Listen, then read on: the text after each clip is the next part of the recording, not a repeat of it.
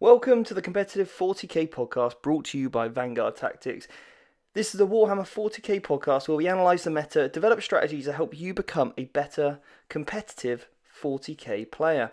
I'm your host, Stephen Box, and it is my mission to help raise the standard of the game, both on and off the tabletop. So welcome back, guys. This is episode 6, and we have got a great show lined up for you today. I'm joined by one of my best friends, Jack, and Jack has been along with me since the very dawn of Vanguard Tactics. He's kind of my playtester. We do a lot of battle reports together, and you may have seen him in some of our YouTube videos. So if you haven't done so, go check out there, and there's a few of our previous battle reports, and I've got some really exciting news coming up. We're going to be relaunching the stream games that we do, the battle reports, the sort of competitive analysis in the way that we do them. So loads of filming coming up soon. We've got new camera equipment, new audio, and I've took a little bit of a step back so I can kind of reevaluate what it is that I want to achieve with that, so we can really produce something really unique and help you guys. So if you want to go and check out those new battle reports that will be coming out very soon, then go over to YouTube and just search for Vanguard Tactics. You can also catch up on the podcast on YouTube as well, along with my player style vlogs that I'm doing. So loads of good content and some top tips and tactics over there also. So as I said, myself and Jack today, we are going to be talking all things Dark Angels from the most recent the most recent Psychic Awakening. So we're going to be chatting about that today that's in our main segment of the show. In our Better the Meta segment, we're going to be talking all things how to kill knights. Now, please bear in mind that prior to actually recording this, we actually recorded this podcast last week, and that was just before the new ITC mission pack came in. So I think we mentioned 2 of the secondaries that would now just be changed to Big Game Hunter, okay, to keep in line with the new secondary. So just bear that in mind when we get to that segment. And then we've got a fantastic listener question as well, all about how to actually build a list so that you can, something that you can evolve over time and make sure that you can adapt it to the meta. So anyway, guys, we're going to jump straight into that chat with myself and Jack now. And if you haven't done so already, please do subscribe to the podcast. It really means a lot to us. And if you haven't done so already, leave us a review. Again, it helps us reach more people and for this podcast to go a little bit further. So over to that interview with Jack. Welcome, Jack, to the show. How you doing, mate? Oh, hi, Steve. I'm all good. How are you? Mate, I'm very well. Doing very, very well. I've heard the rumor. You've heard the rumor. What's the rumor? Yeah, you've been doing all right for yourself recently. Well, these Blood Angels are not doing me badly. Oh yeah, I know all for too well that how potent those bad boys are. Yeah. No, it's been obviously. I can't believe it's episode 6, mate. And this is the first time we're getting you on. No, it's yeah. I'm taking offence, but I'm glad to be here. I'm glad to be here tonight. No, it's great to have you on, mate. And obviously we've got you on for a very, very particular reason. So, before we dive into that, obviously give you listeners a quick review of obviously how I got on at the Beachhead, Bournemouth, which was a fantastic event. Really, really good. Would definitely recommend it. It's 2,000 points, 6 rounds, ITC, exactly what you want, 100-man event. And I went 5-1, so really, really, really chuffed with that. That's great work, and it's a great way to start the new ITC season for you. No, exactly, and it was that after that one event, I'm now number 1 Blood Angel player in the world. Just throwing it out there. Let's call it a year. We're done with it. Yeah, I'm retiring. Yeah, so I was really pleased with that. Good amount of a couple of 100 points for the ITC, and was really good. So yeah, I mean, what I am doing is I did record all of my games, so they will be on a vlog probably coming out next Saturday. So I'll do a full tournament review vlog style over on the YouTube channel, which is obviously Vanguard Tactics. You can go and check that out. But to give you guys a quick brief overview of some of the things I went up against, Game 1 was up against Mech Eldar, with loads of Vibro Cannons, Wraith Lords, you name it. And then Game 2 was against Raven Guard. Game 3 was up against another Mech Eldar list. In fact, it was the list I actually did the Better the Meta about. Can you believe it? Where did he beat it? I did. Oh, there you go. Research paid off there. Exactly that, mate. Although at one point I thought the game nearly went completely south. There was one. I mean, I got the most incredible wrap off with 2 units of Sanguinary Guard wrap 2 different characters. Yep. And obviously they're Eldar characters, so they're not touching me in combat. And he perils of the warp and then exploded himself out of the wrap. That's tactical genius. You can't teach that. No. I was just like, what on earth is going on here? I was just like, and then he rolled exactly the right amount to kill himself to get out the wrap. That sounds like something silly would happen in our games. Yeah, when you're playing Mark. Yeah. Mark's like notorious for doing stuff like that. So anyway, so that, and then I played Vic, who went on to win the event. Yeah. With the sort of a Brohammer style list with the Leviathan Dreadnought, but with a little bit of subtle differences, which actually made that matchup really hard for me because he had impulsors for the -2 to charge. Yeah, that is a big problem, isn't it? Yeah, I'd rather just face against the original list, to be honest.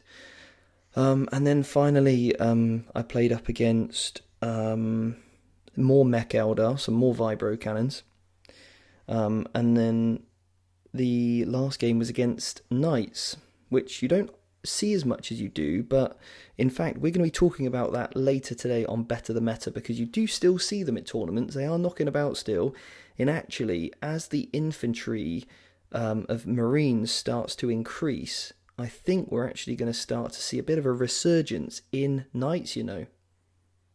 I think we're going to see it, you know. That's I think what Marines have got a lot of strength 4 shooting, haven't they? Yep. A lot of strength 5, low damage, Mm-hmm. and not necessarily taking the night killing weapons. So no, I can see it happening.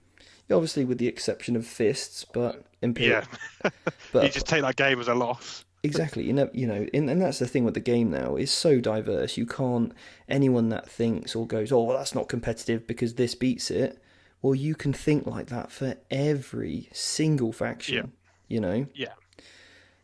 So anyway, that's something we'll talk about later. But in today's 40k in Focus, we're going to be talking about something that you've got a really good passion about, is the Dark Angel. So for those who don't, and before we get into that really, Jack, tell us a little bit about your kind of journey into 40k, mate. When did you first start playing? So I think I played a little bit when I was, much younger, early teens, and then knocked it on the head for a number of years until me and my best friend started playing a few games, and I connected with yourself and a little gaming group you guys had running. So that was probably about 3 years ago now. Caught the back end of 7th edition. So really starting to get back into the game in 8th edition now, which is about 2 years, isn't it? Yeah. Obviously you've been, one of the key sort of founders, so to speak, of Vanguard Tactics with me in the early days. So getting our battle reports done in your lounge. Yeah. So yeah, I've been helping out in the background a lot with helping with the mentorship and bouncing ideas off each other, trying to help you build up Vanguard Tactics. I'm doing a lot of play testing as well. You've helped me a lot to build lists and make me a better player. And I was doing quite well with my Tau towards the back end of last year. Made the switch to Space Marines, and it just wasn't for me. So I was a bit disappointed towards the back end of the year because my performances start to drop off. But I think with Dark Angels coming out, I think there's something there, and the Tau and Greater Good round the corner as well. I think I'm ready to get back into really building my performances for 2020. Yeah, mate, sounds good. And yeah, no, you were doing really well with your Tau. I think you really started to master it, didn't you? Yeah. Which is you're exactly that type of player that needs to stick with a list, keep with it, and iron out all the kinks, learn the craft. And obviously, like, you've been phenomenal as a playtester for me, because you've always been willing to throw in different armies against me and all that sort of stuff. And we did loads of prep work, didn't we, me and you, before, to get my Blood Angels ready before I went to the LVO, because I was actually originally going to take Eldar, wasn't I? Yeah, because you're really on the fence. I thought the Eldar was a better shout, but I think you're right to take the Dark Angels. You said you really enjoyed your time over there, um, Yeah. and and the logistics makes a big difference. I guess just throwing it in the hand luggage and off you go, kind of thing. Yeah, the Blood Angels, yeah. Yeah, Exactly. You just throw in a few infantry models and you're done. And I think the Eldar list I put together is still strong. I think it's really competitive. It could have done better at the LVO. Who knows? We won't because obviously I can't do both. But yeah, I mean, I was really happy, like you said, with the logistics, and I love the theme of the army and the style of it and everything. So, and I've been, and I know I've been getting better and better and better with this Blood Angel list. I mean, my performance at the LVO was, I would say, good, but I made loads of mistakes. And now at the most recent event, cleaned up a lot of those errors, and I was still making mistakes. So my notebook of tactical games that I run through, and I make my notes about how every single game went to become better, and obviously I relay that to the guys on the mentorship program. Yeah, I mean, I'm just becoming, like you said, like ironing out those kinks really in the Blood Angels listing, and I'm gonna stick with them for a while. So yeah. cool. So anyway, you have another love, don't you? It's not just And Tau. the Dark Angels. The Dark Angels, and now with Psychic Awakening just giving you're a lucky man really because you've got 2 books on the bounce. Yeah, and then I think it's Orcs after as well, after Yeah, the Greater Good. which is your third So army.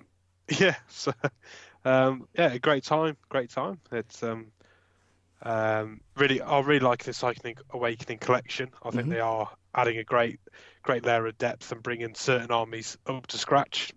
I think the Richland Dam book is great. I think Grey Knights are looking very good. Yeah, I think there's some of the key things that Dark Angels needed are in this book, yeah. um, which we'll go to a bit of detail in a minute. But no, I'm really happy with it. Um, but overall impression is, yeah, is it Space Marine Iron Hands good? No. But can you go into a tournament and be competitive with it? I think you can with Yeah. enough practice and things like that. So yeah, I really like it. It's my general overview. They're a little bit like the Blood Angels really because nothing in the Blood Angel book was like in the Psychic Awakening. And bear in mind, Blood Angels are an extremely low tier faction in terms of its performance, right?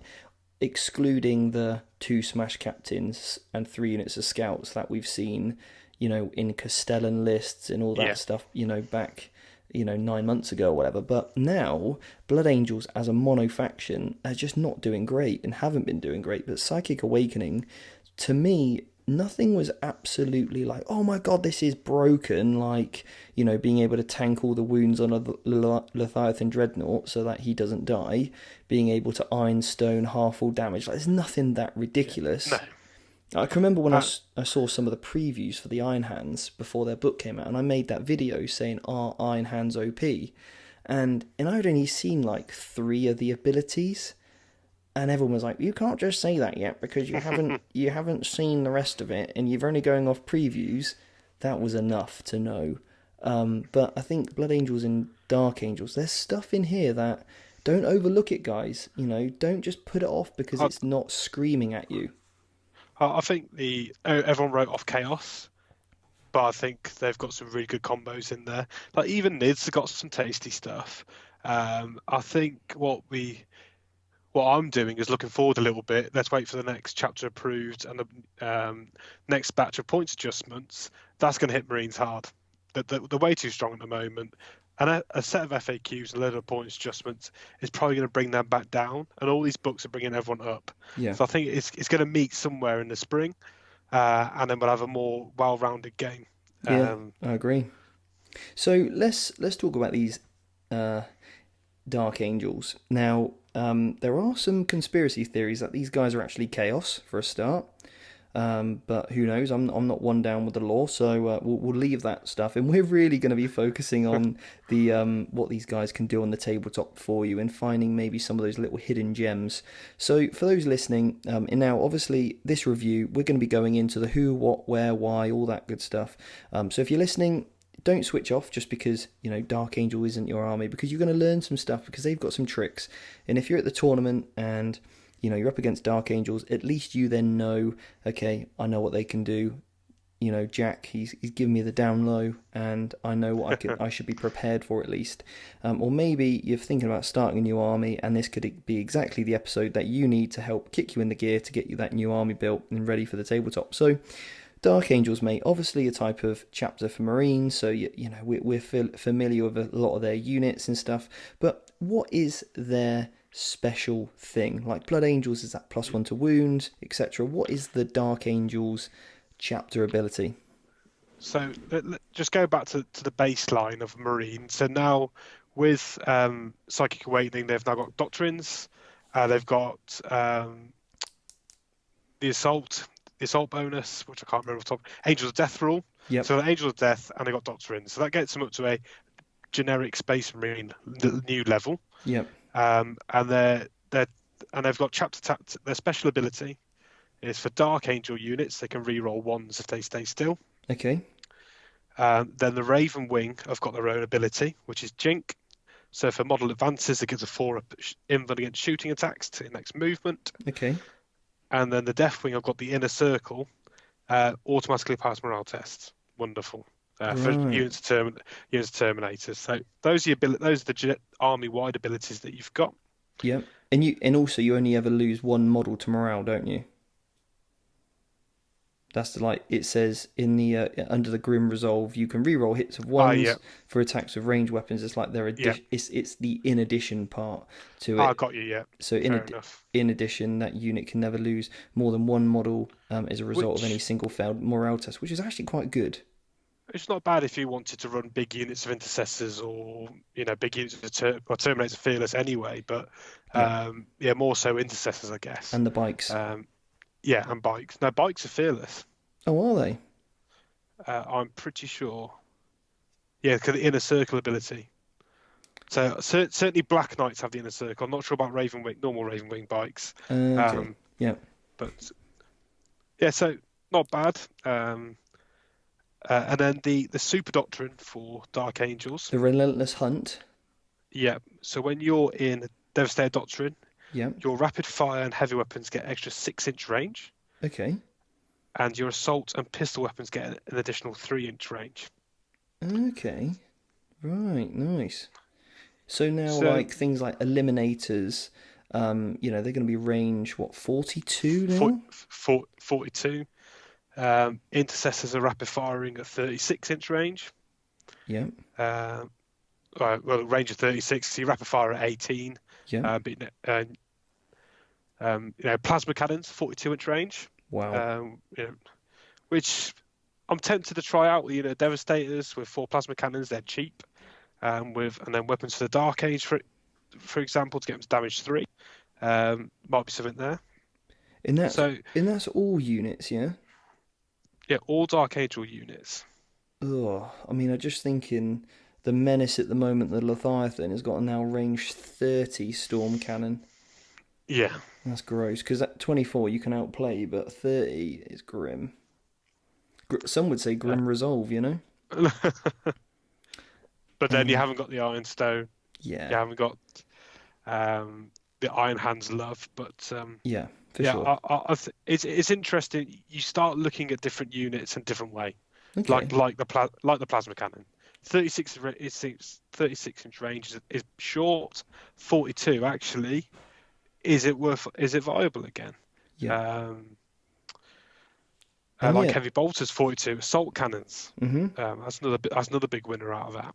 Yeah, that's true actually, and also you've got the Hellblasters, haven't you? Yeah.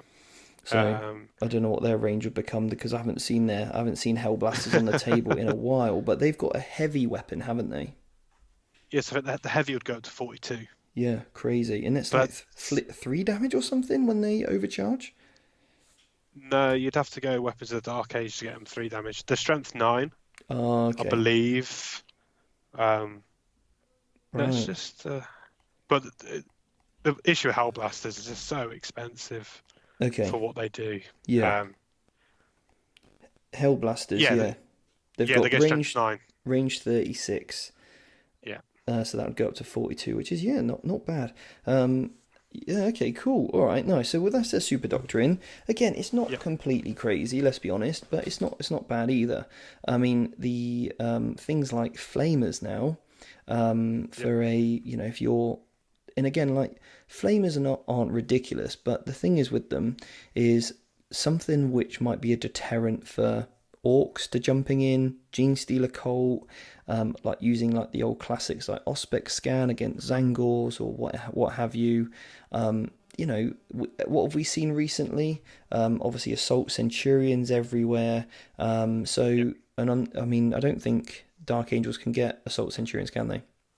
They can't take a Centurions, no. But Or Thunder Fire Cannons. okay, yeah, well, that's a shame.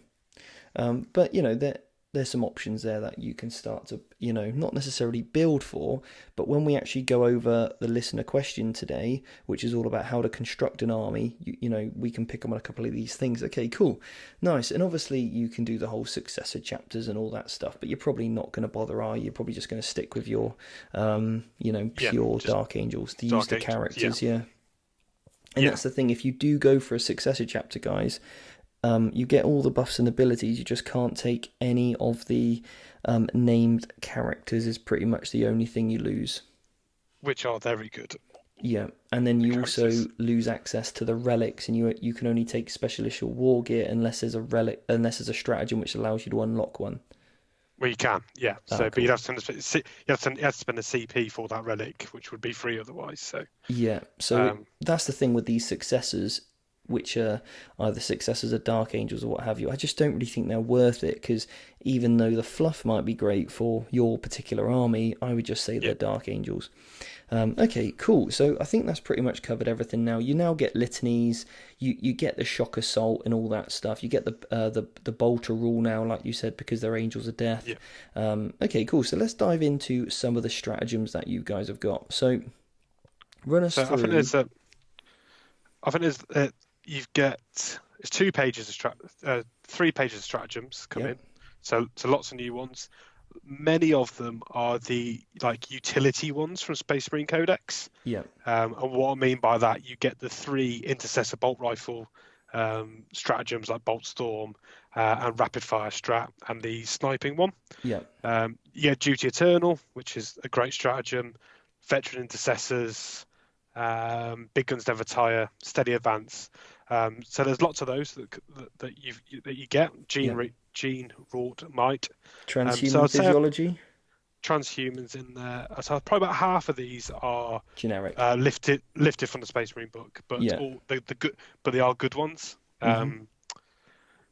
which are very useful. And like what I felt that the Dark Angels lacked was defense.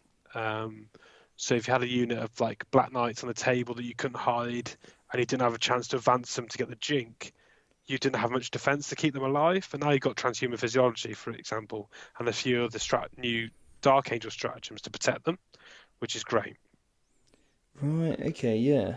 Yeah, because transhuman does work on it because it just says that's not a vehicle. So no, that's Yeah, really cool because obviously you live and die by maybe going first and getting that jink off, right? So yeah. let's go through the most classic Dark Angels one, and then what we'll do, guys, we'll go over this. Then Jack, we'll pair in some combos from the original book, and then Yeah, we'll cover some builds that you think could be pretty competitive going forward, or cool. some things, some common combos we might see, so to speak. So for 1 CP, you've got High Speed Focus, which says use this stratagem when a Raven Wing unit from your army is chosen as a target from an attack with a ranged weapon until the start of your next movement phase. Models in that unit benefit from the Jink ability even if they didn't advance. What do you So think for 1 CP? that's such a great stratagem. So if you have got first turn, you can't hide a unit, or Yeah. you've got a plane.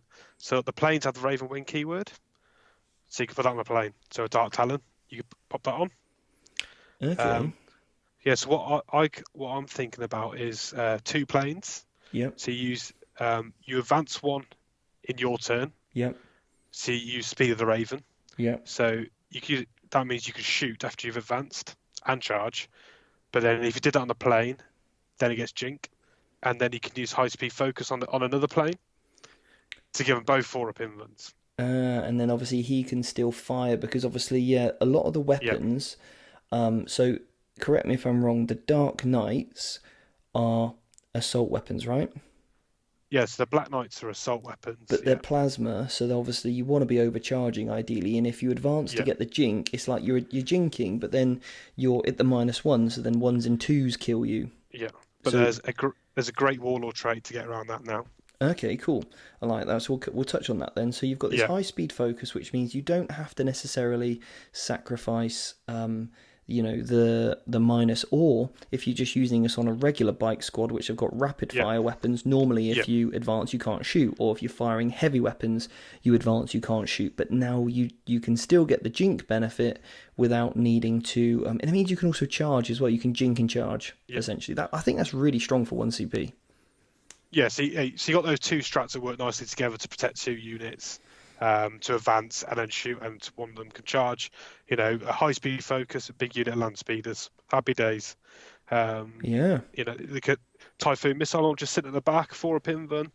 Could be really tasty. Yeah, I mean, we've seen how great they've been with Iron Hands, Yeah, because of the Devastator Doctrine, making them the additional minus, and you're getting the extra 6-inch range. So all of a yeah. sudden, assault cannons. And what's the character you get with the assault? Has he got like twin assault cannons? The Talon Master. The talent, I mean, that is a He ridiculous is bit of kit. he is incredible. I've been doing a little bit of play testing, and I'm tempted to drop the 3 Dark Talons in my list to take 3 Dark Talon Masters instead. He's so good. Because now you got like a 30-inch range assault, like twin assault. That's crazy good. Yeah, yeah, And because of all this half damage, feel no pain malark that we're seeing, single damage stuff is probably the way forward anyway. yeah. So yeah, nice.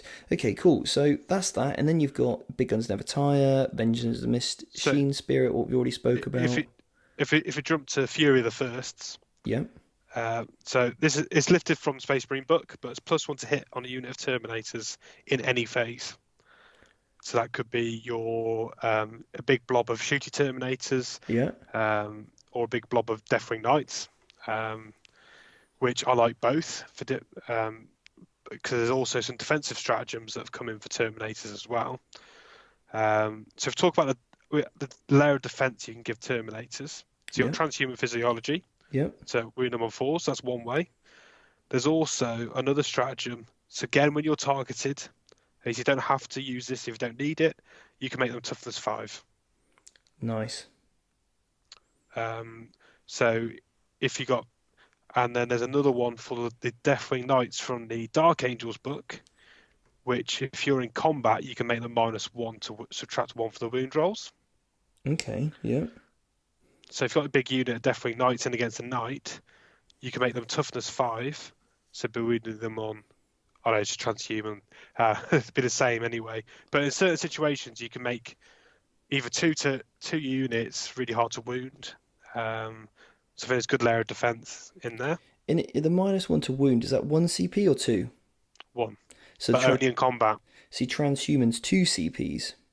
Yeah, So depending on, okay, actually, statistically, I just need to spend the 1 because if they're normally wounding you on 3s, it taking Yeah. you down to 4s, Yeah. that might be enough. Whereas if you're going Yeah. up against a knight, for example, you might just transhuman them. Okay, yeah. so But yeah, I but suppose- say a load of all boys came in, Mhm. you could make them toughness 5, then -1 to wound. That means they're wounding on 6s. Yes, yes, So anything at strength 4, you can get to wounding on 6s. It's 2 CP spend, but then the orcs will struggle to get through Terminator armor anyway. yeah, You put that on, you won't lose anyone, yeah, and then you just butcher them in return. yeah. So nice combos there. That's again getting some forgotten ones from the old codex, which you'd never think about before, but then adding these things together starts to become a viable strategy. Yeah. Yeah, nice. Yeah, because that's called Stand Firm, is that? That's your next 1 CP, Stand Firm. Okay, Yeah. cool. All right, nice. And obviously, with some of the others on that page are generic anyway. You've got the old character to become a warlord. Anyway, okay, nice. So the other thing with the Fury first, which is the +1 to hit, is that you can deep strike your Terminators in and shoot in the movement phase. Okay, what's that one called? That is, I think it's Deathwing Assault. So it's a pricey stratagem. So if you got a unit of 10 Terminators, it costs 3 CP, Wow. but then you could shoot 40 Stormbolt shots at AP -1 with the buffing characters to get your rerolls in. You can make them hit on 2s, then you could clear a screen, Yep. and then you can deep strike another unit in that gap that you generated. And we've seen this done with Gene Stealer Colt with the Hand Flamers. Yep. So there's a similar trick down there. I think there's potentially something could work quite nicely. It's just another little combo to have a little bit of a think about there. Okay, yeah, and is that from the old book then, that one? Yes, Deathwing Assault. Definitely insults from the old book. Okay, that's why I can't see it Yeah, here because I've only got the new book in front of me. yeah, Okay, so you've got targeted guidance when you've got a land speeder. Use a stratagem at the start of your shooting phase. Select one enemy unit within 12 and to a viable Ravenwing land speeder unit from your army until the end of that phase. When resolving an attack made of a friendly Dark Angel unit against that, you can reroll the hit roll. And that's full rerolls, not failed. So that's going to work yeah. great with anything plasma orientated, isn't it? Yeah, because Samael, Azrael, and Belial are still failed hit rolls. Yeah, So if you're coming up against an Eldar plane, yeah. you've got this stratagem now Hmm. to get your full rerolls in. So that's great. And then like your Talonmaster's a land speeder, Yeah. so you don't necessarily have to put a land speeder in. Just use a stratagem. You may have a Talonmaster already, and then he can use that ability. Okay, yeah. Okay, so then in the Talamaster, does he give reroll ones to wound? Yeah, and ignore cover. Wow. He's really good. Yeah, he's really good. Yeah. So And he's you'll take obviously protected because he's a character. Yeah, nice. yeah. So yeah, you're taking him anyway. So if you did come up against someone with lots of minuses, then you could rush all your Ravenwing within 12, get the full rerolls going then. In this, obviously, is all Dark Angels units. You could have repulsors at the back. You know what I mean? It could be Yeah, whatever. And the beauty of this means that you don't have to take Samael. You don't have to take captains. You could just yeah, take chaplains, librarians, and also Talon masters. But if you really feel like okay, because you're getting reroll ones to hit anyway if you stand still. yeah, But then obviously if you know, okay, I need this down because it's -2 to hit, 1 CP, here we go. That's really nice, yeah, because it just means that you can save points then, and this is where this comes up really nicely, is that when you can save points for what other people are taking, they're taking that 100-point captain or whatever, and you don't have to do that, then that's absolutely fantastic. So for 1 CP, I think that's brilliant for that turn. You really need it to get rid of that big old target like a knight maybe or whatever you're going yeah. up against. Okay, cool. So then you've got full throttle 1 CP. What does that do? So a Ravenwing unit can move twice, Okay, right. but it can't advance for both times. So it can only advance one as part of those moves. So you still get your Jink. So you've got a 20-inch, 36-inch move. Right, okay. 34-inch move. You can't shoot or charge after that, but you've moved a lot of distance. Yeah. So you might look at that and go, well, that's not great. So what? I've moved 34 inches. It's the next stratagem, which then makes a really nice combo. Okay, so you can jink this unit anyway, because they obviously can advance, right? Yeah, And then you could literally send them from one corner of the table to the other, basically. yeah. If they need to grab that objective, or if there's a big old L shape you want to just get in amongst and hide. Fantastic. Okay, cool. And then what's this next one you're talking about? It's called Combined Assault. It's 2 CPs. Yeah, so it's this 2 CP. When you set up a unit of Deathwing from Deep Strike, you can deploy wholly within 6 of a Ravenwing biker unit and just over 6 from an enemy models. Wow. So you're on a 6-inch charge from Deep Strike. Right. Okay. So, and that can be buffed up by a Chaplain Litany, so you could get up to a 4-inch charge. Well, you'd have a 3-up, wouldn't you? Because you get +2. Oh yes, sorry, yeah. No, more than 6. So you'd be on a 6 when you deep struck in, Oh yeah, and this would be a and then 4, yeah. But yeah, I got a little 4-inch on a with a command point on my sleeve.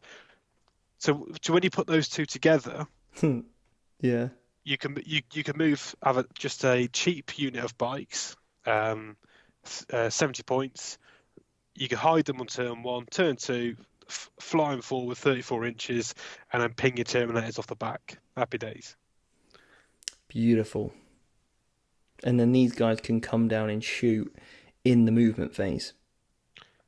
Yeah, and they can shoot in the movement phase if you wanted to, or you can go charging in. And Samael on. So there's lots of Ravenwing biker characters as well, like the Banner, the Champion, and the Apothecary. Samael's a Ravenwing biker as well, so you could use characters, not just units. Yeah. So there's lots of utility there. And the thing is, I mean, I get this a little bit as a, I've got an army that heavily relies on using reserves. And when you can use reserves, it's extremely powerful because you're basically dictating what units can and cannot be fired at from your opponent. Yeah. And the problem is that your opponent then can start to move block the board, so to speak, or zone out the board. Now, if you can put a unit exactly where you want to, you can then give yourself an easy charge like that 6, but clear 2 or 3 other screens away, because you're now getting within 24 inches. The Terminators, they can shoot. Obviously, then they can shoot when they come down, and then again in the shooting phase, which just means that this unit can then clear off 2 or 3 screens turn 2, wrap and trap a unit turn 2 as well, which means then the Terminators can't be shot at because you've just got that nice little unit within 6 you've just wrapped, cleared off others. Yep. Turn 3, your Terminators or whatever is coming in from deep strike completely. Maybe it could be interceptors with the plasma, right? Yeah, you can start to put these units exactly where you want to now. Yeah, I think there's, you touched on it there, combining some of the old stuff with some new stuff, with the Terminators on turn 2 shooting, double shooting, clearing screens, and then turn 3 use this full throttle with the Ravenwing bikes, and then the combined assault to drop these Terminators in the back line where you want them because you've cleared the screen the turn before. Yeah. It looks really good on paper. Yeah, and I think it's going to take you a few games to get that right, but some of the armies now, they don't really have much of a screen, because typically what we're seeing now is like Eldar builds might have just your standard, 3 units of 5 Rangers, and that's about it. Or, it's then very easy to sort of, pick where you want to go with your reserve units, which is great. Or what that means is, then you can start to, make sure that your bikes don't get move blocked, because that's one of the problems with the Ravenwing bikes, is that they're easily to be move blocked because they can't fly over other units like jetpack infantry can. Yeah. Okay, cool. And then you've got evasive assault. So it's a nice little stratagem as well for your Ravenwing biker units. It allows you to get a 5-up invuln in combat. Well, that's amazing for 1 CP, yeah. Yeah, it's not bad, It's one of those ones that won't come up. It'll come up rarely, but it's just remembering that it's there. It's in your toolbox. Yeah. Okay, cool. And then you've got outnumbered but never outmatched. 1 CP, use the stratagem in the fight phase. When a Deathwing unit from your army is chosen to fight until the end of the phase, add 1 to the attacks characteristics of models in that unit. If that unit targets an enemy unit containing 10 or more models. So extra attack per guy. Brilliant. And I bet there's some dirty combos there with those flail boys that you've got. Oh, I love the Deathwing Knights. The flail in particular is great. Yeah, because they get Storm Shield and flail, don't they? No, so what the sergeant gets the flail. Okay. And the rest of them get maces. Okay, right. Okay. But I got a nice relic combo to go with those as well. Okay, cool. We'll come on that in a minute then. And then you've got Honoured by the Rock. Now, additional relic. Okay, so that's not Dwayne Johnson that you're being honoured by. No. Okay, all right. That would have been cool otherwise. Okay. Just just as buying your relic, you can also buy additional Warlord trait as well. But unfortunately, you can't stack Warlord traits in this book. Okay, like you can with some of the Space Marines. Yeah, I can't do Yeah, that in Blood Angels either.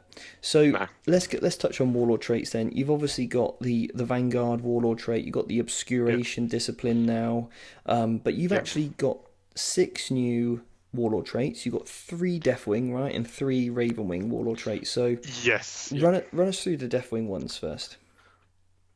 So I think there's 2 really good ones in here. Okay. The first one, Yeah. you can re-roll wound rolls for attacks made with melee weapons against character units and models with 8 or more wounds by friendly Deathwing units within 6 of this Warlord. Nice. So a Deathwing Knight, which is the best combat unit. So Storm Shields and Maces for most units, which a Mace is a -2 Thunderhammer, but with no minus to hit. So it hits on 3s. Wow. Strength 8. Is it? -2 flat 3 damage, yeah. Is it actually flat 3 damage? Yeah, it's a beast. And strength, that's ludicrous. Yeah, so for your only trade-off against the -1 to hit is you lose an AP. But now I've got combat doctrines now. Yeah. Wow. And a lot of stuff has invulns anyway. Yeah. And then, let's take the Brohammer list that's kicking around with the Leviathan Chaplain Dreads. I was going to charge the unit of Deathwing Knights in there, reroll all my wounds. Yeah. You're going to pick up 2 of those Chaplain Dreads quite comfortably. Yeah, lethal. Because they get a 5-up invuln. The whole army gets a 5-up invuln, so actually -2 is on the money. Okay, cool. And again, with that sort of thing, that means you don't need necessarily a lieutenant in the list. Because you can already get that reroll wound rolls. So that's quite cool. All right. So that Warlord trait stacks with a very good relic for the Ancient. So if we just jump onto that quickly now. So the Deathwing Ancient gives +1 attack to all Deathwing units. That's his banner ability. Okay, yeah. And then the banner you can give is a 5-up Feel No Pain. Nice. So that's the relic. And what's that called? Is it the Pennant of Remembrance. Okay, right, yeah. So he wants to be within 6 inches anyway of all Deathwing to get the +1 attack, and now you give him this Warlord trait, so he gives him all reroll wounds in combat. Beautiful. And then the 5-up Feel No Pain. Yeah. Plus those other defensive abilities we talked about earlier. Yeah. Okay. So what's the other one you like then? Is the Watched. Okay. So once per battle, you can automatically deny a psychic power. Okay. Nice. Okay. Yeah. So, do you not roll? Yeah. Wow. It's once per battle. Yeah, and it's not even it's not a range on it either. Illimited range. Oh, that's crazy. It's like, I want to def hex your knights. Nope. Yeah, so that's just once per game. Stop the power. I want to quick amongst Shining Spears. No, you're not. Oh, that is brutal. So I think in a list build, you'd want to have a Deathwing. You want to pay for additional Warlord trait and have a Deathwing character available to then take one of those. Yeah, definitely. Yeah. Because that Watched Warlord trait, which stops psychic power, could be massive in certain games. But in certain games it won't come up. But the ability to take it in a tournament scenario is massive. Yeah, so guys, that is one to watch out for if you're playing against Dark Angels.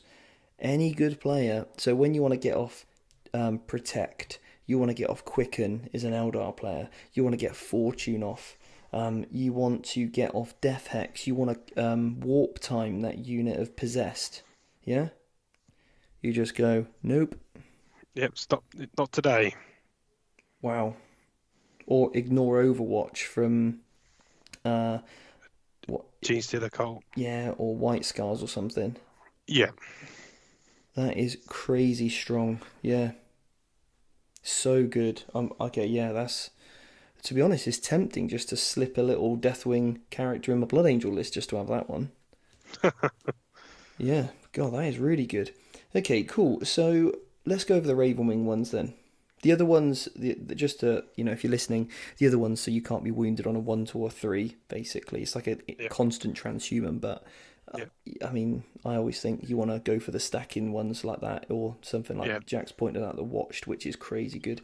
Okay, so Ravenwing then. Got another 3. Yeah, so the first one's my favourite. Yep. Whilst units were 6 inch of this Warlord, Ravenwing units do not suffer penalty for moving and firing heavy weapons or advancing and firing assault weapons. Okay, so you're getting so that negative for -1 for advancing, so you can still jink. Exactly. So your Black Knights can advance and shoot normally for free off Perfect. that. And if you've got, like say, Dart Talons with the Rift Cannons, you don't suffer the minus to hit, and they've got strafing run as well. So if they're firing at ground targets, their heavy guns will be hitting on 2s, the Hurricane Bolts will be hitting on 2s, or Land Speeders, great to go with that as well. The Talon Master himself gets buffed by it. Yep. Because he only hits on 3s. Previously, when he's moving, because he's always moving, hitting on 4s and only re-rolling 1s and 2s from Samael was massive. But now you got that ignore heavy, means when you put him next to Samael, you get your 4 re-rolls. Yes. Yeah. That's really good. Yeah, nice. Okay, cool. So then you've got, what's the next one after that? So tactical flexibility. Yep. You can once per battle at the start of a battle round, you can select a combat doctrine that's not active and apply it to a unit, to a Ravenwing unit. Don't see much play in that one. I think the first one or the third one are much better. Right. Okay. Yep. And then the third Warlord trait is Outrider. At the start of the first battle round, before the first turn begins, the Warlord and 1 Ravenwing unit can move up to 12 inches. Yeah, okay, that's nice, yeah. Yeah. And you can't go within 9, can you? Of an enemy? No. Yeah, the usual standard stuff applies there, but it's a pre-game move with your Warlord and 1 Ravenwing unit. And did you say there's a stratagem to advance in charge? Yes. And that's in the original book? Yeah, so it's Speed of the Raven from the original book, 1 CP. Okay, and what did Vigilus give you? So Vigilus, so that's the attack squadron. Yeah.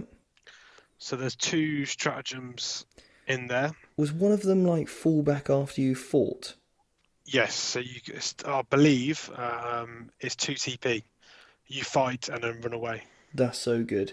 Okay, so you can basically pre-game move, and then you can then move, advance, and you auto-advance, don't you, as a bike? So you're clearing, 12 inches first, then another, what do they move, 14, I think? Yeah, it says 20 inch with the advance. So you've got a 32-inch movement and then charge them to wrap and trap it. Yeah. That's incredible. Yeah. Yeah, that's really good. Okay, that's really nice, yeah.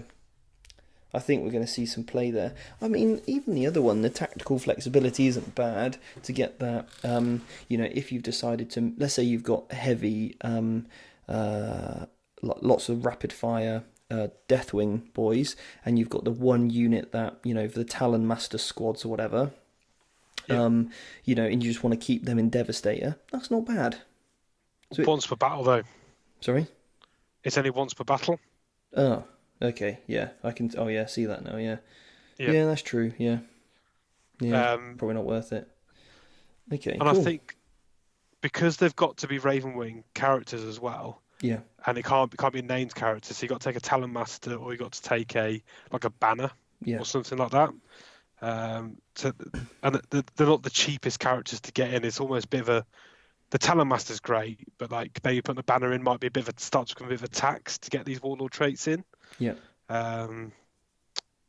That's the only bit of the issue that I found with these Warlord traits and trying to list build and stuff like that is, you may want all the Ravenwing characters, not only the Deathwing, but you want some of the Deathwing characters, and then just trying to fit it all in is a bit of a struggle at the moment. Okay, too many good things.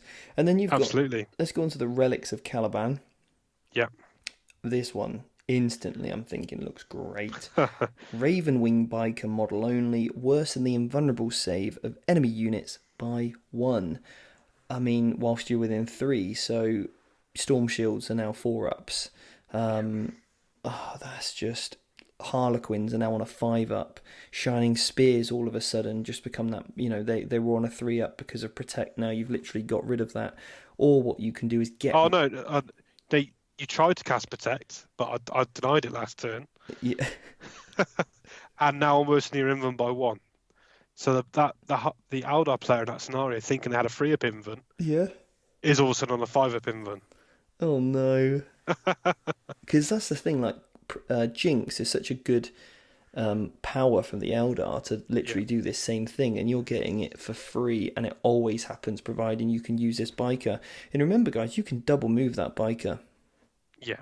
So I think, with Jinx, you do it from a safe distance from behind a screen. Yeah. Maybe with this one, it is a kind of one and done thing. Because you got to be within 3. So you'll throw this character in. Yeah. Okay. But still, it's worth it. Yeah. If you get, a knight that's planning to rotate. Or or an army like Harlequins or Demons where every single unit has an Inven save. Yeah, absolutely. So because it's enemy units within 3. So if they've got it's two, not. Yeah, that's good. Because obviously, or maybe they've got an Orc that's giving them a 5++. Yeah. And you just put it straight down the middle, in between lots of different units. Or if you hit the big mech, that gives you the Invan itself. It would worsen that, which would then maybe go to all other units. I don't know. That would probably get FAQ'd, but anyway. Cool. I think there's some play there. Okay, cool. Next one. We'll try and quickly touch on most of these because we've already been going for 48 minutes. Okay. And we haven't even touched on some strong builds yet. So you've got the Talon Master now. Ravenwing Talon Master adds 6 inches to range characteristics of range weapons a model with this relic is equipped with. Wow. So and he's add plus 1 to the hit roll. Yeah, so be hit on 2s, and if you're in Devastated Doctrine, that's plus 12. So his Heavy Bolter's 48, his Assault Cannon's 36. That's ridiculous. That's so good. And he's ignoring the penalties for moving because of that other Warlord trait that you've probably put on him anyway. Yes, yeah. Okay, I'm seeing the stacks. Okay, Ravenwing Ancient, add 1 to the advance and charge rolls for friendly Raven unit within 6. Yeah, it's okay. I don't think you need it as a bike because you're not deep striking. You're quick enough. Yeah. Yeah. Okay. Cool. Then you've got Blade of the Burden, Deathwing Master, replaces a power sword, +2 strength, -4. That's actually really good. It's kind of like the Burning Blade, which we're seeing having a bit of a resurgent because that -4 goes straight through armor, and unmodified. And this is also good, which the Burning Blade doesn't have. A wound roll of a 6 inflicts 2 mortal wounds. Instead of the of. damage. Okay, that's still good though. Yep. That's not bad. But I think you're just going to be taking these other ones, really, aren't you? Deathwing Ancient, you've already said 5 up 5 up, feel no pain. Yep. And then the last one, add-on strength and characteristics. It's like an Imperium sword without the reroll charging. Okay. Yeah. But again, just for that one model, so it's probably not worth it. You'd always look to take the banner, I think. Yeah, and then you've got your special issue war gear. Which ones are the... You've obviously got the Master Crafted. I'll touch on one. Master Crafted, and you Master Craft the Flail in the Deathwing Knight Squad. Yeah. So he then becomes... He's strength 6, it's -3, 2 damage. You Mastercraft it becomes 3, and the damage rolls over. Do you have the ability, though, to give a sergeant a relic? Do you have that stratagem? Because if you don't... Oh, no! Sorry, mate. You don't. Oh, that's you've really rained on my parade there. Well, at least I've caught it before somebody comments. Yeah, because obviously we don't get all the new stratagems. Just that one's not in there, is it? I don't think. I forgot that was a stratagem. Yeah. I thought that was just part of the special issue war gear text. Yeah. I obviously didn't read that bit. But sorry, mate. So that means these, because you can't put these on vehicles either. So like just going back to the Talonmaster, Uh, you think about giving him Artificer armor to give him an invuln save because he hasn't got one, but he can't take that. or you could make his twin assault cannon damage 2, but you can't do that. No. Oh, Okay. yeah. So back to the old Never Thunderhammer mind. then. Yeah. Yeah. Moving on. Uh, What about a Deathwing Terminator though? Like Terminator Captain. What weapons do they get? Can they take a flail or not? I don't think so. I think it's locked. Is it just like Thunderhammer, Yeah. Storm Shield, Yeah. Power Yeah. Sword, rubbish? Yeah. The Okay. standard. Okay. Cool. And then you've got the I'm just Okay, so what's this one here? This is a different one. Arbiter's Gaze. When resolving an attack made by a model with this relic, ignore negative hit modifiers and ballistic skill modifiers. When firing Overwatch, the bearer successfully hits using their ballistic skill rather than on a 6. So you could... Oh no, you can't give this to a Yeah. Talonmaster either. So if you're right on a Talonmaster, Yeah. I know. Yeah. Okay, cool. So when you look at these special issue war gears, you're always going to pick a relic from the relics of Caliban Yeah, because they're really good. And yeah, unfortunately, with the special issue war gear with the Talonmaster being locked out, and you can't upgrade the flail, I think you're going to struggle to make good use of those. Unless you're taking a standard Smash Captain. yeah. Yeah, I Um, mean, the Angel's Ambit increased the range of 3 auras. That's not bad. For something like a Chaplain, that gives you a 9-inch aura now, rather yeah, than 6. Or maybe you can then give your Deathwing Ancient. No, because that's a 5 up, feel no pain. What was that one where you needed to be within 6 inches to get some sort of ability? The reroll wounds. This means now he can drop in from Deep Strike, and it's much more likely that yeah, good point. you could stack those two together. I mean, that's not bad. Or the whole you could put it on a biker, so then the Ravenwing units that don't suffer the penalties. Maybe that's got some play. I think that's not to be sniffed at, that one sometimes. No. Okay, cool. I mean, all the others are pretty sort of standard, isn't it? That we've kind of seen before. Nothing really that special. And then you've got the litanies of battle, but you've got a different one, haven't you? The Dark Angels one, Stoic Prosecution. Yeah. If this litany is inspiring when a friendly Dark Angel infantry unit, now that's infantry, not infantry and biker unit, is within 6 and did not move or advance the turn it chose to shoot, you basically shoot as if you remained stationary. To be honest, the only good thing for that is probably Hellblasters or Aggressors, which then can double shoot because they're firing as if they remain stationary. That's about it, really. If you're looking at a build with around Azrael, because he gives everyone all infantry a 4-up invuln. Yeah. So you could just plonk all that together as like a walking infantry castle move that can move up the board regardless of what weapons they've got, heavy or aggressors, as you say, and they've all got a 4-up invuln then. So there might be something in there. Is another build option. Yeah. Okay. Yeah. No, that's not bad. Intercessors can then just double tap for free, can't they? Because and if they remain stationary, do they get the reroll ones in extra range maybe? So there's some options. Cool. So, Jack, what sort of combos are we looking at then? You've already mentioned one about the Deathwing Knights. The Deathwing Knights, sorry, with the maces and the 5-up feel no pain and the toughness 5 and the -1 to wound stacks coming in. 6 inches away, you said, is that right? Yeah, so you can just drop in 6 inches. You may have another Terminator squad to clear some screens out and things like that. The list I've kind of thrown together and trying at the moment is the 1750 points, because that's our next tournament we're going to. Yep. Is triple Dark Talon, which are the planes and an air wing. Yep. And then 8 Black Knights. Yeah. And then 8 Deathwing Knights. Okay. A Talonmaster, Samael, a Dark Shroud, and then 3 units of Scouts. Okay. So the Dark Shroud gives a -1 to hit bubble. Yep. So that means all the planes are -2 to hit. Okay, and that definitely works on planes as well. Yep. It's not infantry and biker only.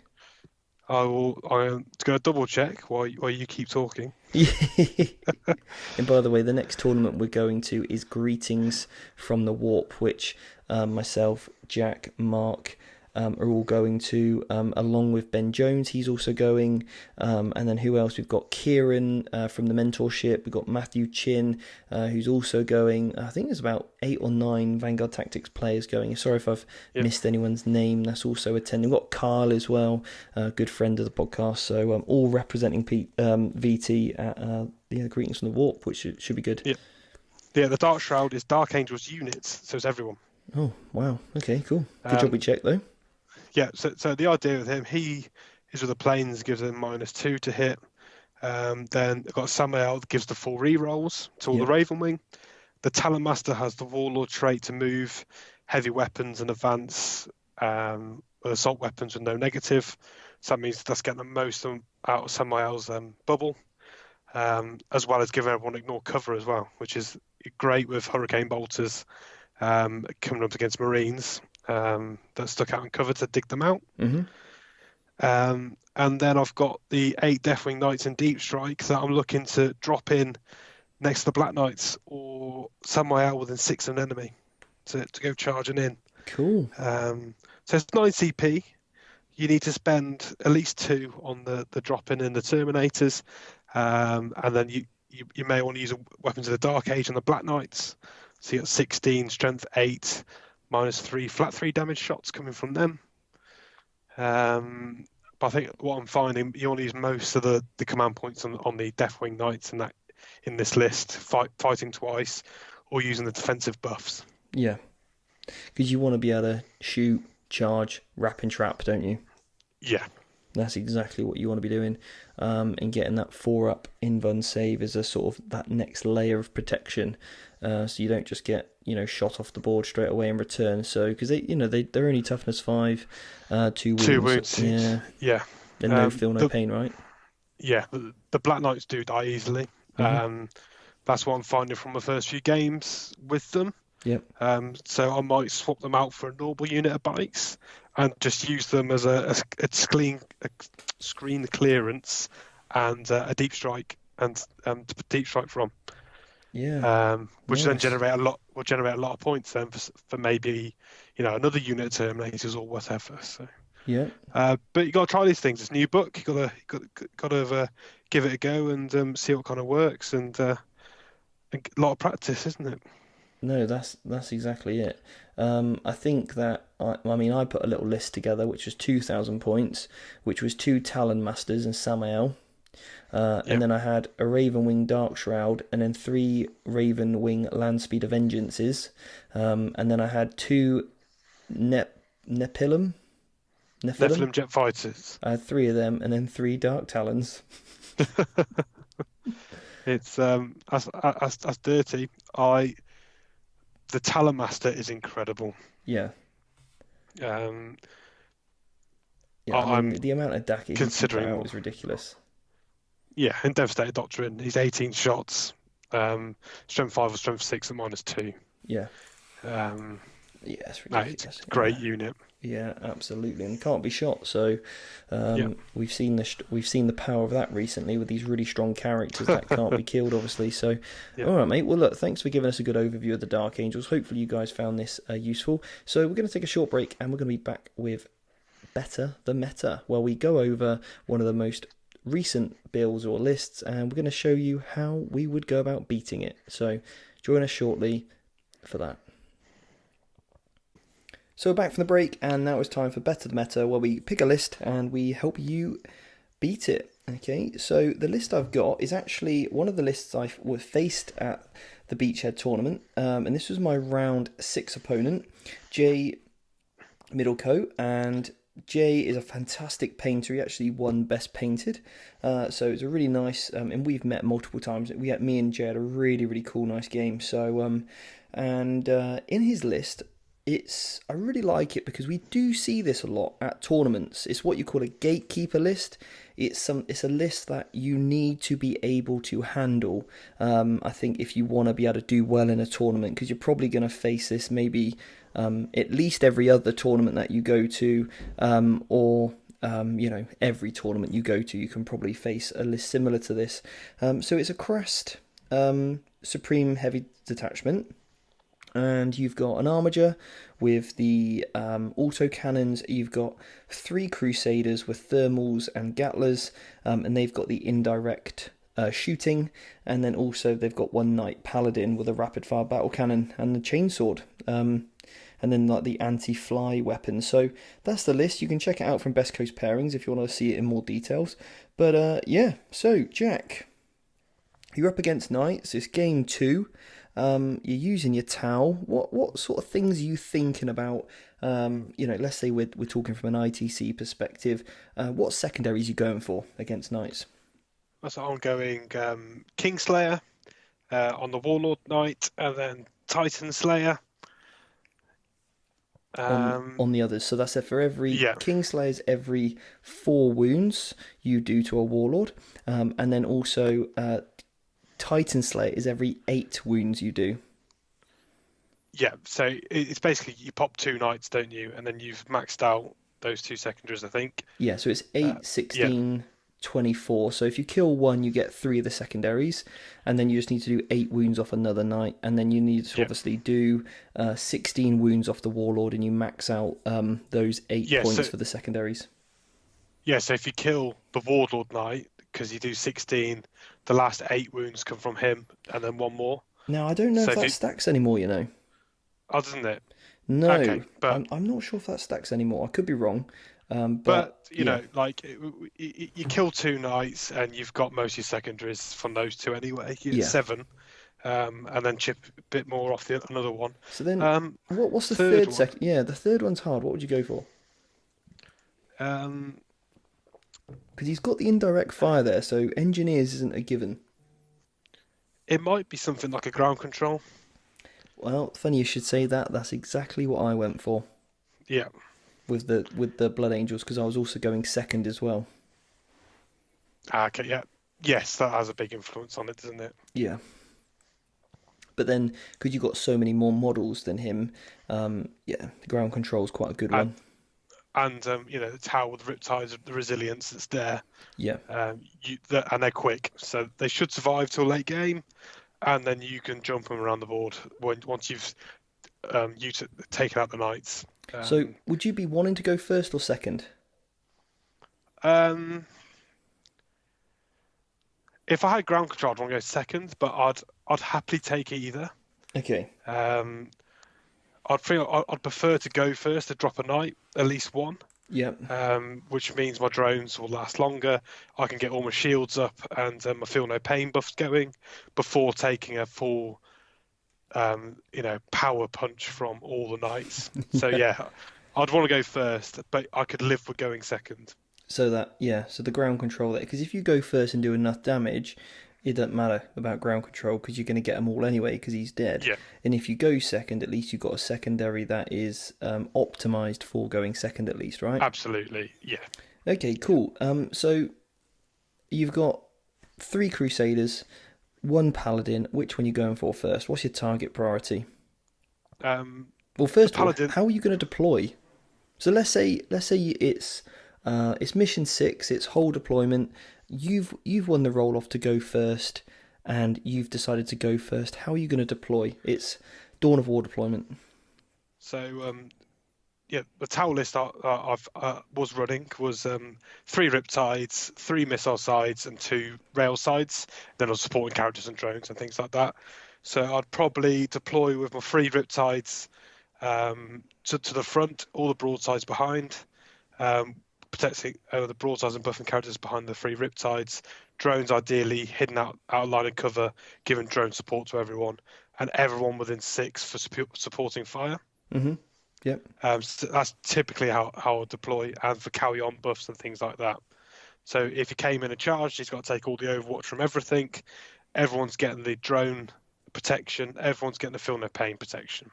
And what would you be screening with? Because obviously knights can advance in charge. They can move 12, advance, charge. So if it's the Riptides, you're going to be screening with the Riptides, yeah? Yeah, because in this game, the drones need to be hidden to soak up the firepower. They can't, unfortunately, be used as a screen because I only had I was only running about 18 drones at the time. Okay. So they'll have to be well protected. Okay, so actually, and obviously those riptides can fly away anyway, can't they? Exactly. It's And do you a get your flying 3 up screen. invulnerable save in combat? Yeah, just flat.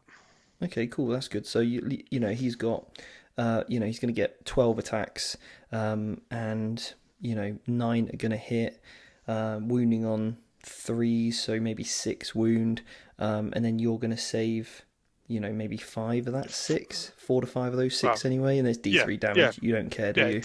There's nothing. You probably wouldn't bother wasting a drone on it. You just take a D3 damage and take some 6 and feel no pains.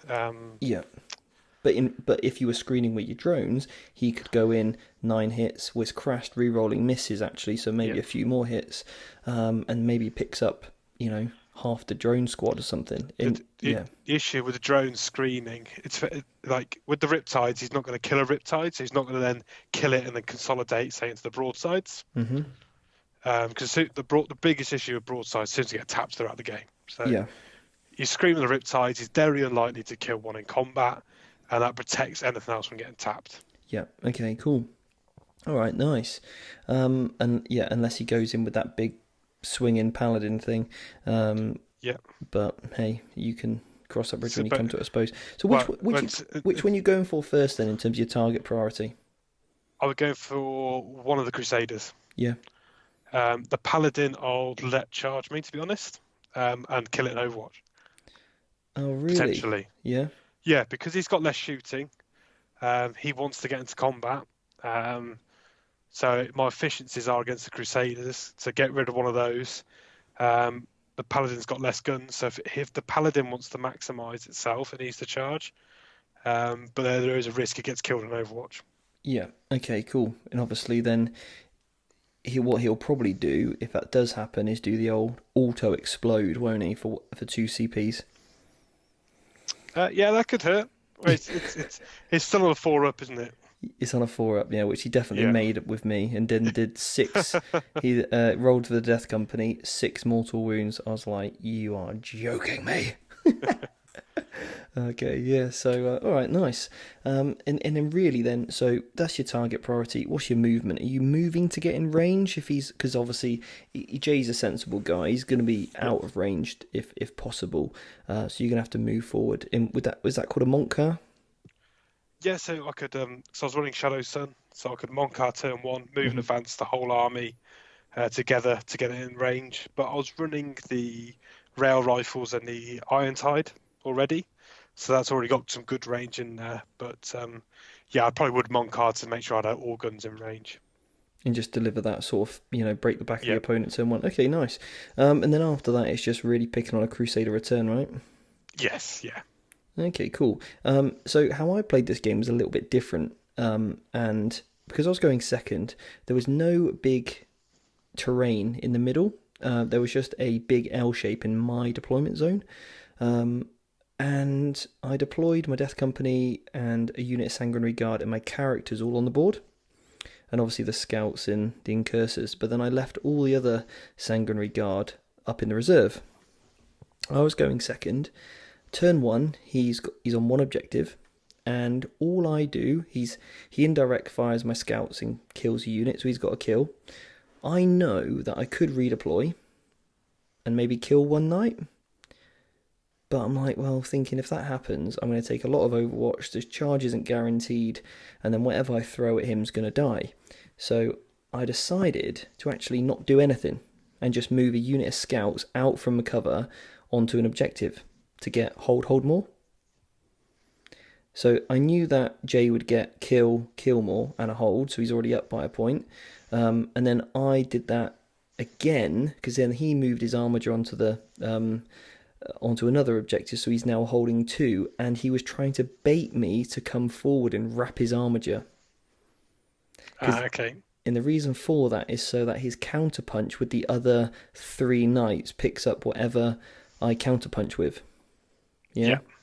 So, whatever I wrap with. So he was trying to bait me, and I thought, is that a bait? I think it is. So I didn't go for it. I just let that armor just sit there. Turn 2, I was sat there thinking, what do I do? Can I? Because his first turn was really good of shooting, and my saves were so bad. I was like, if this continues, I'm out of this game. So then I just did exactly the same. Moved another unit of scouts onto an objective just to stop Jay from getting to hold more. So he got the kill more again, because obviously he picked up the units of scouts that popped their head out to grab that objective. And then it was turn 3. Turn 3 was where I decided I made the play of plays. So what I did was moved and advanced all of my characters as far as they possibly could move in advance. I then moved my unit of Sanguinary Guard that was hidden, and I moved and advanced them. So these guys are not making a charge, and all they did was wrapped my characters, okay? I then redeployed the Death Company, and then I was really conscientious of where I was placing all of my models, because then I brought in both units of Sanguinary Guard down all at the same time, all into the middle of the table, and I basically alternated all of my models so that they could all be within 3 inches of my captain, and I go for the Warlord trait that re-rolls all dice rolls. A lot of people go for the Angel's... For the charge. Yeah. So a lot of people go for the Angel's Wings, which ignores Overwatch. But I go for this one instead. And what that meant was, I actually failed the Litany to get the +2 charge off, which was really gutting. First unit of Sanguinary Guard failed their charge, and I lost 3 in Overwatch. Next unit of Sanguinary Guard went in, managed to make their charge. Then the unit of Death Company, so they tied up one knight. The Death Company had to go against the next knight. I think I lost a couple. But what I made sure I did was I kept the Death Company out of... So I left the Paladin alone, because I thought, I'm just going to have to leave him be, because I've got 2 knights right together, and that's what I needed to do. Was I needed to go in, destroy one knight first and he had the 5 plus invulnerable save, and destroy him, and then pile in, fight twice. If I stay outside of an inch, the knight currently, if he wants to interrupt, can only fight the Sangers, and they're more likely to tank it than Death Company. So then he fights back, and then I spend 3 CPs going with the Death Company. So the Death Company picked up 2 knights in a turn. And that's when he exploded one, and I lost loads. But that means in his return turn, he's got only 3 knights left. The Armiger, and then the Paladin in the other one. But what I've done is I've overloaded the table with threats. So he couldn't get through all of my units. He killed a lot, but then all of my characters make a charge and pick up all the next knights. But it was that turn in which, turn 3, using the benefit of the shock assault, using the benefit of my turn 3 super doctrine, and also making sure that I threat saturate rather than just go in by piecemeal, because the knights want that. The knights want to bully you together. So I was really happy with how I played that. I think that's a great example of game management as well. You allowed 2 turns of him scoring kill more. Yeah. But as long as you already knew that you needed a certain amount of points to stay in touching distance, and later on in the game you would then overtake. Yeah. So you calculated on turn 1, I only need a hold, and that's all I need. Just get 1 point on the board, and he'll get a hold, he'll get a kill, I get kill more, whatever. So then, later on in the game, you could just then work it through. So I think that's a really good example of that. Yeah, I mean, because he went Mark for Death and he also went Headhunter. And I can't remember what his next one was. What I was able to do, I could have just waited until turn 6. Yeah. And then just redeployed something, fought twice and maybe killed 2 knights to get my Kingslayer and my Titan Hunter. And then ground control, because he can't interact at turn 6. So I could have just literally hid for that many turns and put all of my Sanguinary Guard behind cover. That was the ultimate defensive play. So I had a couple of options. And remember, guys, just because your army is built a particular way, it doesn't mean it has to deploy on the line and move up just because you can. You need to be able to look at the list and think, how do I need to play this appropriately? And I think in the last game that we played, I was playing Tower and you were playing Blood Angels, and it was a play test really for LVO, and we realised after turn 2 that you just had to hide. Yeah. In a mid board and let me act, and then I have to react to you, Yeah. which means getting closer, getting to charge distance, and that you'd end up winning that game. Yeah. So yeah, it's not always the obvious choice, but which is actually the right play. Yeah, no, definitely. Because on paper you think, oh yeah, Blood Angels absolutely smashes knights, but I worked it out. If Death Company go in and either fail their charge, or and I got to spend 4 CPs to redeploy and get 3d 6-inch charge in turn 1 without all the buffs from the characters, I don't guarantee kill a knight. So I might have had to spend 3 CPs to kill it, and then in return, all of his other 4 knights pick up that squad. Yeah. Yeah. I can't keep doing that turn after turn because I'm just going to be out of CPs. But because I put it all down on the table at the same time, he had to deal with it all at once, and he just doesn't have enough shots to do that all in one phase. So sometimes maximising your threat saturation against an army that wants, piecemeal, is definitely the way forward. So anyway, we'll take a quick short break and we'll be back to answer a listener question. So back from the break, and the question is from Nick. He said, "Hi Stephen, in a previous YouTube video, I remember one of you explaining how you like to start an army build with a core force and then using leftover points to tailor to opponents. How do you come up with this core force? Also, I'm going to be joining Escalation League with the Dark Angels. Oh, hopefully, Nick, you've liked this podcast, as it's all been about that. And what else you said? I'm unsure how to go about building such a small force, as variety will be limited. How do you choose what to add in each month? Many thanks and keep up the good work. If all goes well, I'll sign up to your tutoring." Oh, yeah, great, Nick. It'd be great to have you on board, mate. So, basically, let's talk about core force, and then you can decide in terms of the escalation how you want to go about it. But for me, I don't know if you agree, Jack, but I'm normally building about 1,500 points of a play, so to speak. So with the Blood Angels, there was 1,500 points worth of Death Company Sanguinary Guard in all the characters I needed. Right, so it's kind of like looking at the codex. What does it do best? It smashes stuff in the face. And that 1,500 points will include the amount of detachments you need for the CP to generate to then fuel it up. Yeah. So your Blood Angels being an example, it needs those CPs. So that part of that 1,500, I guess, is lots of those troops that you've got. Yeah. That are needed for that. It's the fuel to keep the army going. Yeah. So that's exactly it. So it was originally, I think it was 6 units of scouts, and then characters. So Lamartes, I think the Sanguinor was in there, and a Smash Captain, I think maybe Mephiston. That was the original build. And then I had, I wanted a unit of Death Company and I wanted a unit of Sanguinary Guard, right? So that was the original 1,500 points. But then what I did was I started to tweak it and tailor it and think, Mephiston's not really doing much for me. So I got rid of him. And actually I need something that can down a knight. Ashtoreth's the man for that. And I needed more things that were able to kill Horde, so something with lots of attacks. So actually, I found that just more Sanguinary Guard did that really well, because against the Orc matchup, having a 2-up save and lots of attacks was exactly what I needed.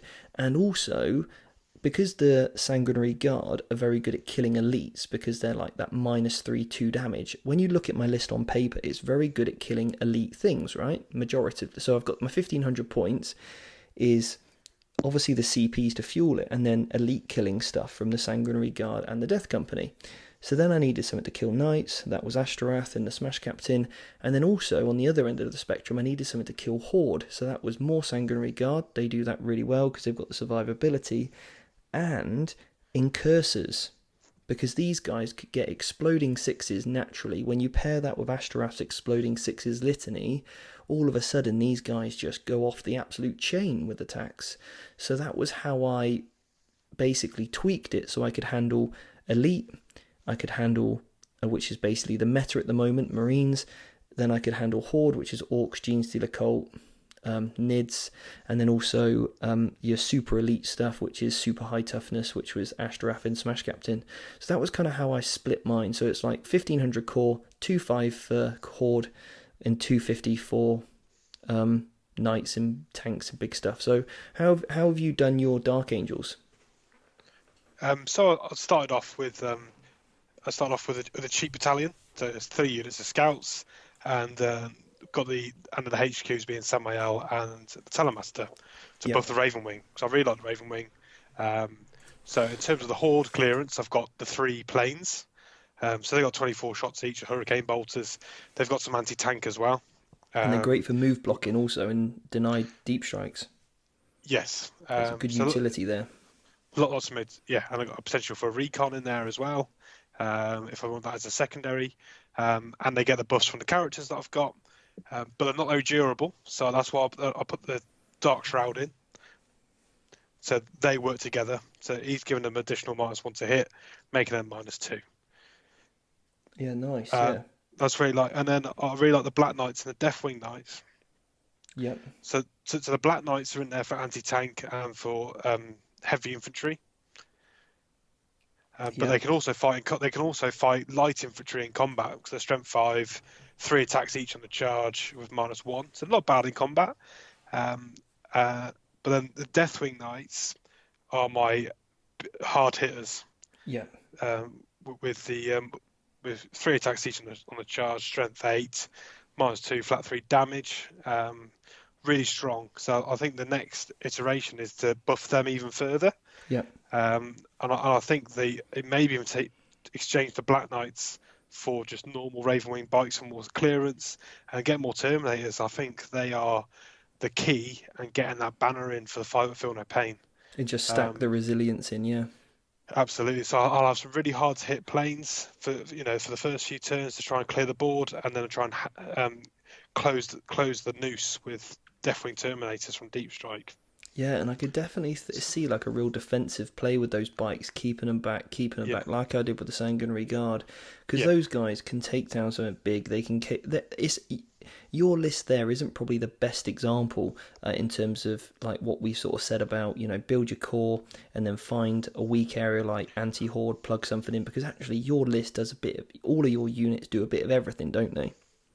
Yeah, so I'm very early at that list building as well. So I'm just got a whole new set of rules. I haven't played these for a long time, so I'm at the beginning of the journey. As you touched on there, you had your core idea, which you then developed. I've got a core idea that I'm looking to develop. Mm-hmm. So over time, this list will evolve and change, and some things won't work. I've already had a chaplain in the list I got rid of because without the Warlord trait to re-roll, I just find it not reliable enough.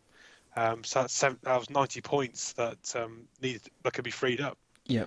So, no, I think that's hopefully answered Nick's question there, especially from a Dark Angel perspective, is find something that you like in that book. So whether it's and I think you're going either Terminators or bikes really for initial investment, aren't you? And then expanding on it from there, finding out what works. Because there could be some relics that are a bit of a gimmick. They sound good, maybe it never comes up. So iron that out and always go for the consistent play, the thing that's going to come up every single time in every single game. They are the buffs, the force multipliers that you want to be going for, not the things that are situationally good. So hopefully, Nick, that helps your question. So if you're building an escalation, start with your 500 points, put a Talon Master in, he'll do some work for you. Put a Smash Captain in, he'll do some work for you. That's your anti-horde, your anti-knight, and then some then add in some troops to give you the CPs. That's your first battalion. When it goes up to 1750, add in a unit of Deathwing Knights, maybe? Deathwing. You may look at getting a Deathwing or get some Ravenwing bikes in there. Sorry, the Ravenwing, I meant the bikes, yeah. Yeah.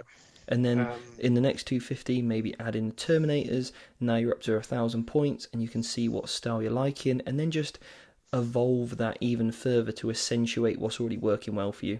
So, Nick, hopefully that answers your questions.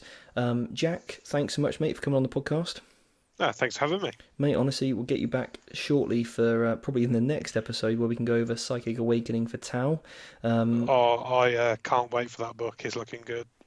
Well, I tell you what, you'll come back on after greetings, where you've had time Yeah. to digest it and play test as well, and we can find out how you got on with the towel there at greetings. So yeah, we'll bring you back on for that show. But mate, thanks so much for coming on, and guys, hope you enjoyed this episode. If you did, please leave us a review on iTunes, whatever it is you listen to us on. It really means a lot to us. The channel is growing and growing and growing, so please tell your friends about it. If you're into competitive Warhammer, hopefully this is the show for you. If you have a question for the podcast you want me to read out, or maybe there's an event or something you want me to give a mention to, throw us a question over on Instagram, which is at the Vanguard Tactics, and you can send us a direct message there. To get all the show notes from today, then all you need to do is head over to www.vanguardtactics.com/blog/EP6, and if you sign up, you can grab yourself a little cheat sheet that I would have made on the Dark Angels for you, of some of mine and Jack's top picks. So you can download that as a little bit of a cheat sheet to help you remind of some of the things that you need to do with the Dark Angels. So hopefully that will help you guys when you are thinking about what these guys can do, whether it's lookout fours if you're playing against it, or maybe if you're building a Dark Angels list, things to include. So hopefully that helps, guys, and we'll see you next week on another episode of the Competitive 40k podcast. Take care.